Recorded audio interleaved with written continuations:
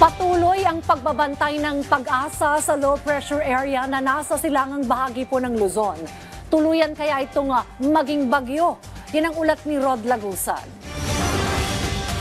Posibleng maging bagyo ngayong gabi o bukas ng madaling araw ang binabantayang low pressure area. Una nang sinabi ng Pag-asa na naturang LPA sa silangan ng Luzon ay may high chance na mabuo bilang bagyo. Sakaling maging ganap na tropical depression ng LPA, papangalanan nitong Bising.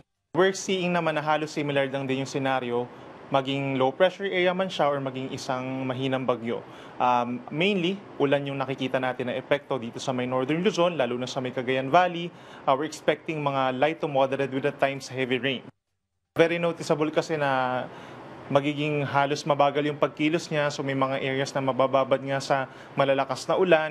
Kung maging ganap na bagyo, asahan na rin ang pagkakaroon ng pagbugso ng hangin. Inaasahan din na may paggilan ng hangin habagat, LPA man ito o isang bagyo, kung saan apektado ang natitirang bahagi ng Luzon at Western Visayas. Oras na maging bagyo ito, magtataas na rin ng Tropical Cyclone Wind Signal number 1 ang Pag-asa. Most likely, masasakop ng kabuuan ng bagyo yung ilang bahagi ng Northern Luzon, lalo na itong Batanes, Cagayan, Isabela. So possible na dun sa mga areas na yun tayo mag-start na mag-raise ng signal number 1. Nakikita ng Pag-asa na hanggang Biyernes magiging mabagal ang pagkilos nito palapit sa extreme northern Luzon, partikular na sa Batanes, Cagayan area. Dalawang senaryo ang tinitingnan ng Pag-asa na posibleng mangyari matapos nito. Meron tayong crossing possible dito sa may extreme northern Luzon pagsapit ng Friday hanggang weekend.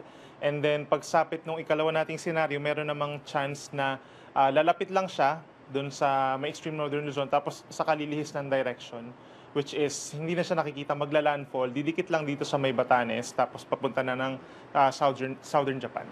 Patuloy naman na nakakaapekto ang hanging habagat sa Central Luzon, Southern Luzon, Metro Manila, Visayas hanggang Mindanao, lalo na sa Mimaropa, Zambales at Bataan. Samantala, may tropical depression na binabantay ng Pag-asa na nasa labas ng Philippine Area of Responsibility. Pero inaasahan na hindi na ito makakaapekto sa bansa. Ngayong buwan ng Hulyo, posibleng 2 hanggang 3 bagyo ang mamuo o pumasok sa PAR ayon sa Pag-asa. Rod Lagusad, para sa Pambansang TV sa Bagong Pilipinas.